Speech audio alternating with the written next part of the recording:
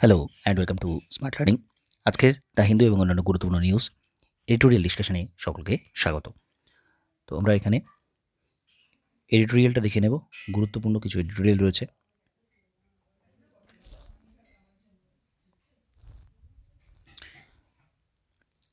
A ruling that gives primary school teaching a new slate. তো এখানে খুব গুরুত্বপূর্ণ কিছু বিষয় তুলে ধরা হয়েছে। In August 2023, the Supreme Court of India upheld the decision of the Rajasthan High Court in ruling that the Bachelor of Education, that is B.Ed degree, cannot be considered appropriate for primary school teaching. The relevant degree for this level of school is the Diploma of Education, that is D.Ed, or Diploma in Elementary Education, that is D.L.Ed, or Bachelor of Elementary Education, that is B.E.L.E.D. Effectively, this nullified an earlier notification by the National Council for Teacher Education (NCT) that the BS degree can be accepted. This may be seen like a mirror point with regard to a professional that is widely believed not to be very aspirational, but this is a decision that has wide implication for recruitment and policy, and rightly so. তো 2023 আগস্টে একটা গুরুত্বপূর্ণ judgement এসেছিল। প্রাথমিকভাবে এটা রাজস্থান হাইকোর্টে এই ডিসিশনটা নেওয়া হয়েছিল যে যারা বিএড প্রশিক্ষিত রয়েছেন তারা প্রাইমারি স্কুল টিচিংয়ের জন্য তারা যোগ্য নন। যোগ্য কারা? DElEd, DEd, BElEd. তো এইগুলো খুব গুরুত্বপূর্ণ এবং বেশ কিছু নিয়মে পরিবর্তন আনে। এনসিটি যে নিয়মটা এনেছিল যে বিএড অ্যাকসেপ্টেবল, সেই নিয়মটা কিন্তু এখানে বন্ধ করে দেওয়া হয়েছে এবং নতুন করে এই জাজমেন্টটাকে সুপ্রিম কোর্ট কিন্তু ভ্যালিড বলেছে। রাজস্থান হাইকোর্টের যে জাজমেন্টটা ছিল সেটা তারা ভ্যালিড বলেছে। তো teaching has different requirements. Teaching young students in primary grade is quite different in its requirement when compared to being a subject teacher for middle and high school. Understanding fundamental literacy and numeracy and being able to design and involve all students in a manner that ensures that they grasp these basic and fundamental competences in a very non-trivial task. তো এখানে যেটা বলা হচ্ছে, লেখক যেটা বলতে চাইছেন, primary টিচিংয়ের ক্ষেত্রে সেটা অনেক বেশি কঠিন তুলনামূলক সেকেন্ডারি, হাই সেকেন্ডারি যে সমস্ত স্কুল রয়েছে তার থেকে এটা অনেক বেশি কঠিন, একটু আলাদা রকমের এখানে স্কিল প্রয়োজন হয়। Almost all of us have forgotten how we learn to read or manipulate the number system. Hence teaching this competencies has to be learned by the prospective primary school teachers through specified teachers education for this stage, that is DED, DLED or BLED। সেজন্য এখানে বলা হচ্ছে যেহেতু এটা একটা অন্য ধরনের task, সেজন্য এটা ডিএড, বিএলএড এই সমস্ত প্রার্থী যারা রয়েছেন তাদের দিয়ে এটা করানো উচিত। It can not be reconstructed through autobiographical memory. Love for children and good communication skill are not enough. By no means does the BEd degree, with its focus on teaching subject to student in middle school upward, prepare teacher for this. The Right to Education Act 2009 therefore not only lay emphasis on the need for professional qualification but also the appropriate qualification to teach.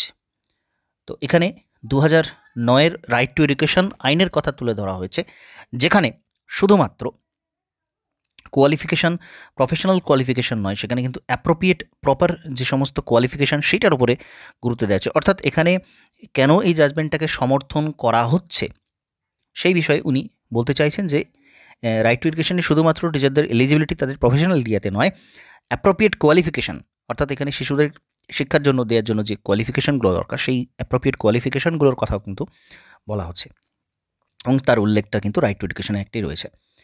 Yet 15 years later, we find that graduates with BEd qualification continue to be employed for this stage of school. The overall extent of professionally qualified teachers in the system looks good.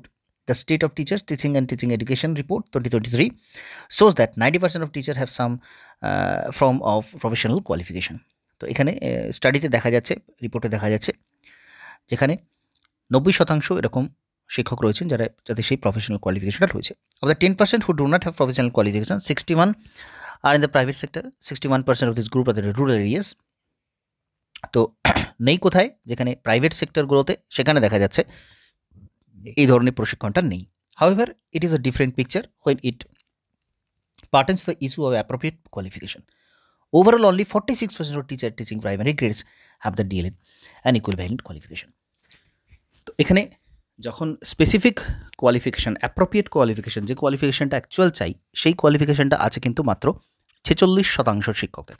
30% of teachers in this stage have the BEd degree and 10% have no professional qualification. তো 30% B Ed এবং 10% কিন্তু কোনো qualification নেই, এই ধরনের professional qualification নেই।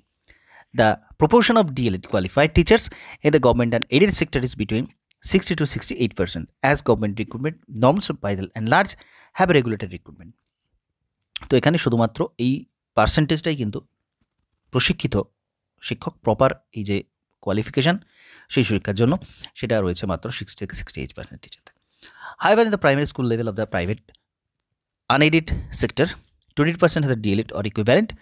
তো private সেক্টরের ক্ষেত্রে সংখ্যাটা কিন্তু অনেকটাই কম, মাত্র 22% রয়েছে। 43% of private school teachers in private school have BEd degree, 43% তাদের বিএড রয়েছে, and another 17% do not have any professional qualification.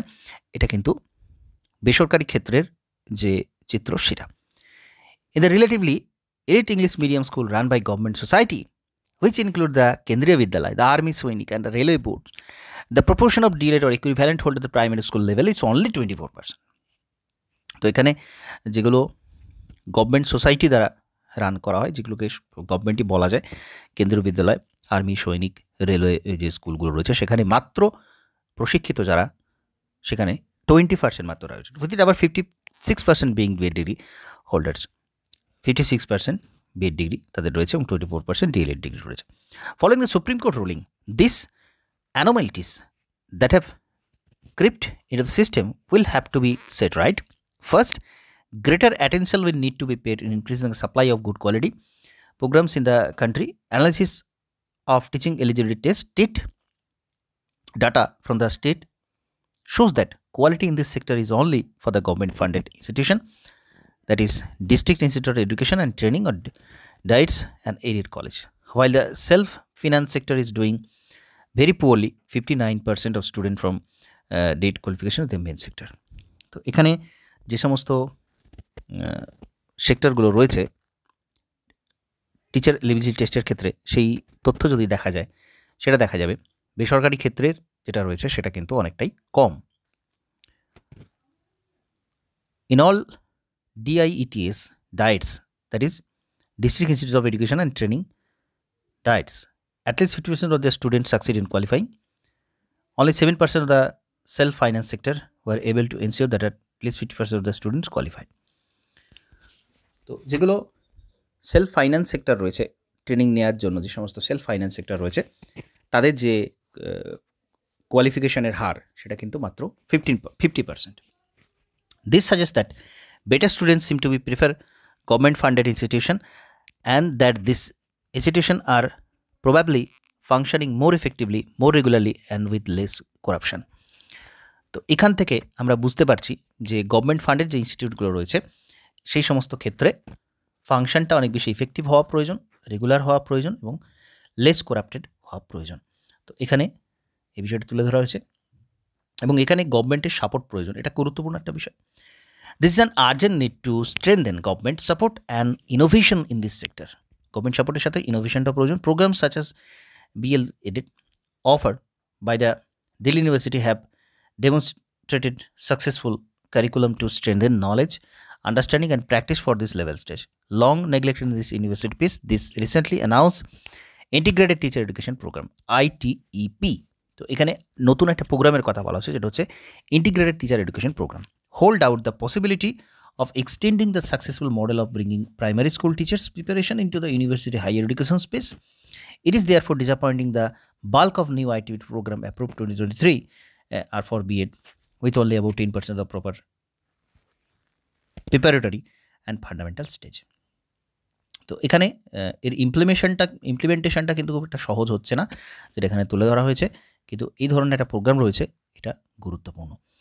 তো এখান থেকে মূল যে বিষয়টা বলতে চাওয়া হয়েছে সুপ্রিম কোর্টের জাজমেন্টটা নিয়ে, যেটা একটা বিতর্কিত বিষয়, তো সেটা কেন এরকম ধরনের জাজমেন্ট এসে সেটা গুরুত্বপূর্ণ, এবং বিভিন্ন সেক্টর থেকে বিভিন্ন যে তথ্য সেগুলো তুলে ধরে এখানে বলতে চাওয়া হয়েছে যে এই কারণে এবং এই প্রসেসে এটাকে চালানো যেতে পারে।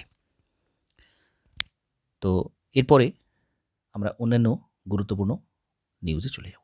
এখানে ইকোনমির ওপর কিছু গুরুত্বপূর্ণ বিষয় নিয়ে আলোচনা করা আছে। রিলায়েন্স ইন্ডাস্ট্রির মার্কেট ক্যাপিটালাইজেশন বিষয়টা নিয়ে আলোচনা করা আছে, তো এটা আমরা দেখে নেব। রিলায়েন্স ইন্ডাস্ট্রির মার্কেট ক্যাপ সম্প্রতি 20 লক্ষ কোটি টাকায় দাঁড়ালো। বিশ্বের অন্যতম ভ্যালুয়েবল কোম্পানি হিসেবে রিলায়েন্স ইতিমধ্যে পরিচিত। এবং হিন্ডেলকো ইন্ডাস্ট্রিজ মার্কেট ক্যাপ একদিনে 12% পড়ল। বিশেষজ্ঞরা নানা কারণ উল্লেখ করলেন এই ক্র্যাশ নিয়ে আলোচনা করার জন্য। দুই নজর কাড়া শিরোনামে কোন বিষয়টি কমন? মার্কেট ক্যাপিটালাইজেশন প্রথমেই আমাদের দৃষ্টি আকর্ষণ করে মার্কেট ক্যাপ কী, কেনই বাজারে সাড়া জাগানোর প্রসঙ্গ রয়েছে। তো মার্কেট ক্যাপ সংশ্লিষ্ট সংস্থার সব শেয়ারের মোট ভ্যালুয়েশন। মার্কেট ক্যাপ হচ্ছে যত শেয়ার রয়েছে সেই কোম্পানিটার তার একটা টোটাল ভ্যালুয়েশন, যেখানে ফ্লোট শব্দটির সঙ্গে পরিচয় করানো যেতে পারে। চলতি ধারণায় ফ্লোট বলতে বোঝায় মোট আউটস্ট্যান্ডিং শেয়ারের সংখ্যা বা পাবলিকের হাতে যেটা রয়েছে, ইনভেস্টরদের কাছে যেটা রয়েছে ট্রেডিং করার জন্য, সেটা ফ্লোট বলতে সেটা বোঝায়। যতটা ভেসে রয়েছে, অর্থাৎ যেটা খুব সহজেই হস্তান্তর করা যায়, একজনের হাত থেকে অন্য জায়গায় যেতে পারে, অর্থাৎ যেটা কিনা মোট আউটস্ট্যান্ডিং শেয়ার যেটাকে বলা হচ্ছে। কেন মার্কেট ক্যাপ এত প্রয়োজনীয়? দুটো সংস্থার তুলনামূলক চর্চা এর ভিত্তিতে হতে পারে। বাজারের কী পারসেপশন সেটাও বোঝা যাবে মার্কেট ক্যাপ কত তা দেখলে। পেশাদার লগ্নিকারীরা ছোট বড় মার্কেট ক্যাপের কথা বলেন। সংস্থার বিশ্লেষণও করা হয় এর ভিত্তিতে। সংস্থার বিশ্লেষণ বলতে সেই সংস্থাটা কতটা গুরুত্বপূর্ণ সংস্থা, সেখানে আরও ইনভেস্ট করা যাবে কি না, এই বিষয়গুলো এর মাধ্যমে চর্চা হয়। কোন ফান্ড কোন লার্জ ক্যাপ স্ট্র্যাটেজি নিয়ে চলে, এমন কথা আমরা প্রায়শই শুনি। এখানে লার্জ, মিড এবং স্মল ক্যাপের তফাৎ খুব প্রাসঙ্গিক। মিড এবং স্মল ক্যাপের আধিপত্য আমরা বুঝতে পেরেছি। অনেকগুলি সংস্থার মার্কেট ক্যাপ বেড়েছে কারণ দামের সামগ্রিকভাবে ঊর্ধ্বমুখী হয়েছে। সাধারণভাবে প্রথম 100টি সংস্থা লার্জ ক্যাপ বলা হয়। 101তম থেকে শুরু করে 250তমকে মিড ক্যাপ এবং তারপর 251তম থেকে আরম্ভ করে সবই হচ্ছে স্মল ক্যাপ বলে চিহ্নিত। পেশাদাররা এগুলোর ভিত্তিতেই অনেক ক্ষেত্রে নিজেদের বিনিয়োগের নীতি গঠন করেন এবং সেভাবেই ইনভেস্টমেন্ট করা হয়।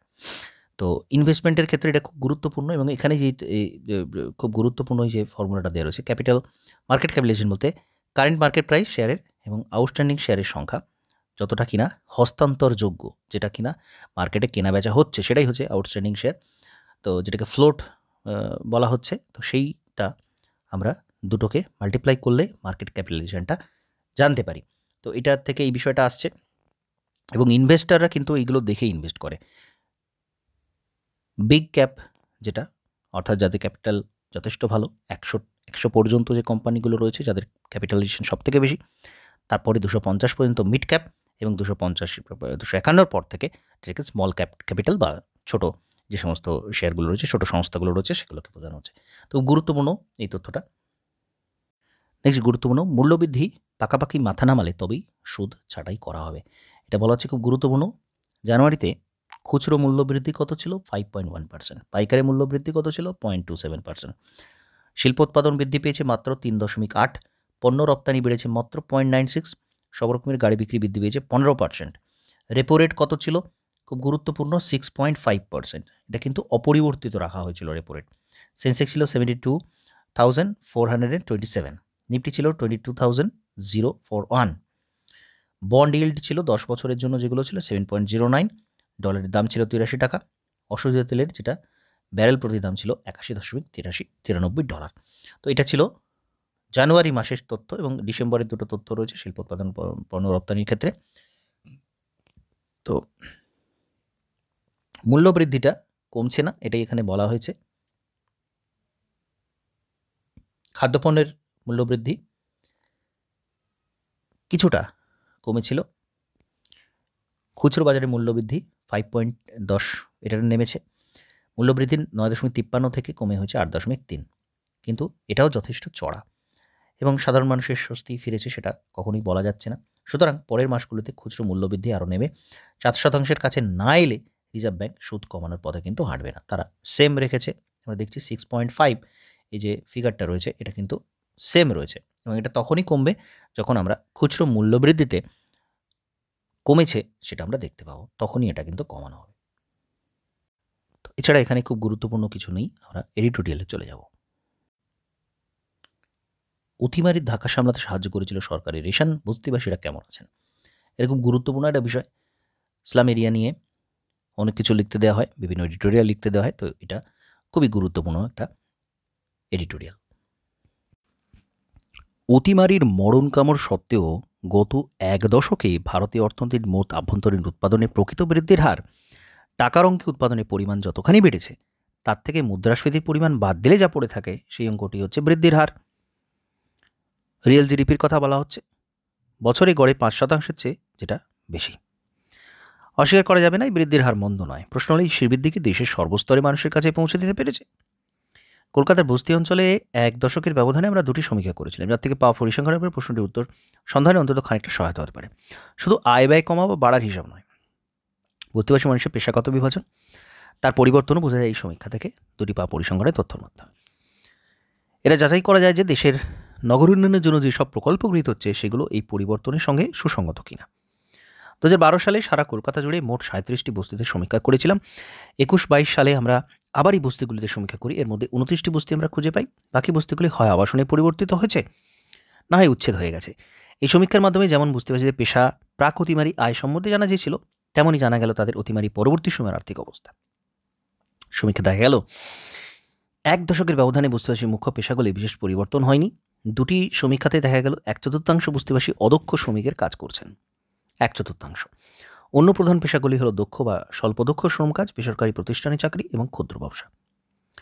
অদক্ষ শ্রমের গুরুত্ব অপরিবর্তিত থাকলেও এই 1 দশকের মধ্যে অন্যান্য পেশার গুরুত্ব খানিক ওঠাপড়া লক্ষ্য করা গিয়েছে। গুরুত্ব বৃদ্ধি পেয়েছে ক্ষুদ্র ব্যবসা, যা অনেক ক্ষেত্রে এর কোনো ভালো উপার্জনের পথ নাকাতের জন্য মানুষ গ্রহণ করে থাকেন। এর সঙ্গে গুরুত্ব বেড়েছে ট্রাক চালানো, পরিষ্কার করার, খালাসির কাজ, বাড়িঘর নির্মাণ সম্পর্কিত কাজ। যে সকল কাজের শতকরা ভাগ কমেছে সেগুলি হলো সরকারি বা বেসরকারি চাকরি, দক্ষ বা স্বল্প দক্ষ কাজ এবং স্বনির্ভর কর্মসংস্থান, ছোট দোকান বাদে। বস্তিতে স্বনির্ভর দর্জির আগের থেকে অনেকটাই কমে এসেছে এবং এই দশকের ব্যবধানে।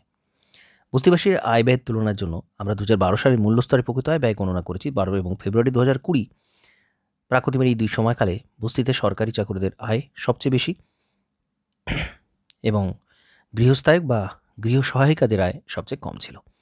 এই সময়ের মধ্যে বস্তিবাসীর আয়ের ব্যবধান কমেছে তাৎপর্যপূর্ণভাবে। আয়ের ব্যবধান কমেছে।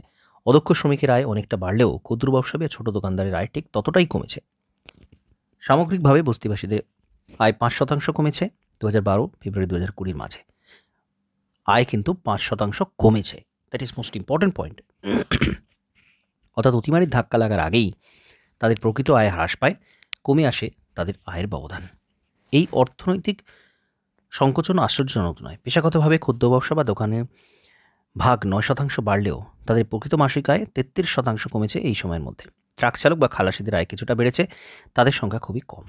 অর্থনৈতিক অবস্থার ইহান অবনতি সত্ত্বেও বস্তিতে পুরুষদের বেকারত্বের হার 7% থেকে কমে দাঁড়িয়েছে 2%। অর্থাৎ পুরুষরা বেকার থাকার বদলে অল্প আয়ের কোনো জীবিকা বেছে নিয়েছেন।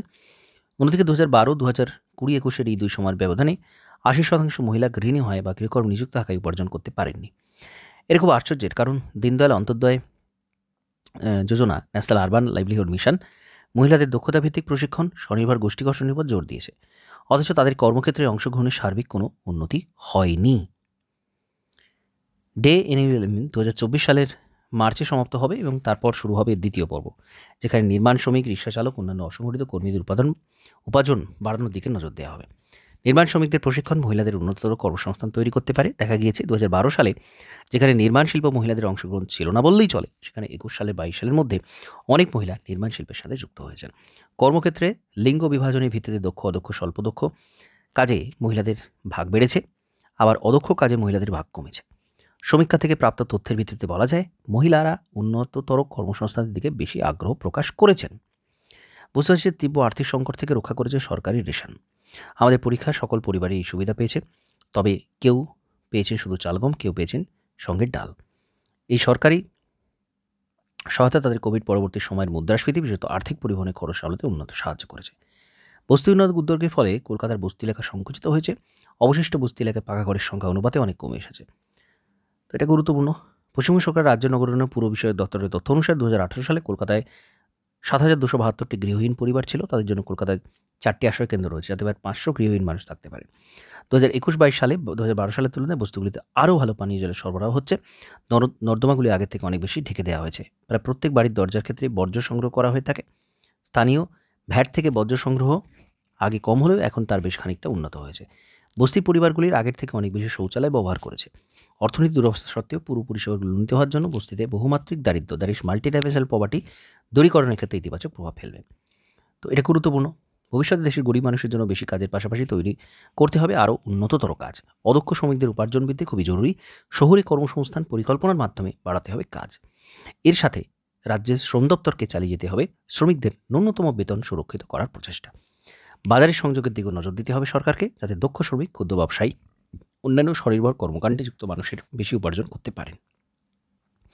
রাজ্য সরকারের তত্ত্বাবধানে স্বয়ংসিদ্ধা স্টেট আরবান লিভলিহুড মিশনের অধীনে এলাকা স্তরের সংঘগুলিকে আরও সক্রিয় করতে হবে। এটি ডে ইনিশিয়েটিভের অধীনে আরও বেশি স্বনির্ভর গোষ্ঠী গড়ে তুলতে হবে।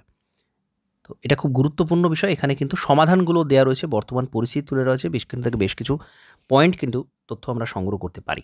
তো খুব একটা যে অবস্থার পরিবর্তন হয়েছে, তাদের আর্থিক উন্নতি হয়েছে সেটা কিন্তু নয়, প্রায় একই রকম পরিস্থিতি থেকে গিয়েছে এটা আমরা বলতে পারি।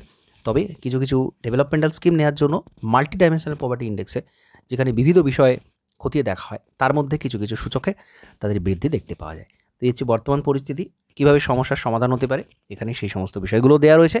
তো অত্যন্ত গুরুত্বপূর্ণ। এর সাথে সাথে আজকের গুরুত্বপূর্ণ নিউজ এডিটোরিয়াল ডিসকাশন এখানে সমাপ্ত করছি। নমস্কার, ধন্যবাদ।